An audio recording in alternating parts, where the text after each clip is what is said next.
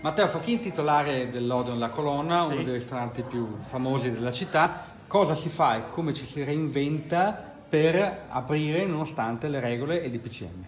Beh, noi come ristorante abbiamo deciso di dedicare una delle nostre sale a un nuovo format, una gastronomia un po' rivista, nel senso noi abbiamo deciso di portare a casa dei nostri clienti i piatti del nostro ristorante, nel senso che noi daremo la possibilità alle persone di venire da noi, prendere i nostri piatti e poterli ricreare a casa. Come? Attraverso le nuove metodologie di cottura, quindi con la bassa temperatura, con la rigenerazione, con l'essiccazione, per dare modo anche a chi non è proprio esperto in cucina di ricreare la stessa qualità che si ritrovava e si ritrova tuttora nel nostro ristorante anche a casa, in modo semplice e veloce. Voi cucinate, ma l'ultimo cuoco è chi compra? L'ultimo cuoco è la persona che è a casa, perché siamo convinti che le persone stanno riscoprendo un po' il valore della cucina e il piacere anche di stare un attimino ai fornelli, però ovviamente non tutti hanno le capacità o anche il tempo, quindi vogliamo nel senso aiutare a mangiare meglio a casa, più di qualità e anche con un po' di tecnica aggiuntiva. Non è solamente a sport, avete proprio creato una sala ad hoc. Abbiamo creato una sala ad hoc dove ci saranno 4 situazioni, una dedicata proprio a questa tipologia di piatti che verranno portati a casa dai clienti,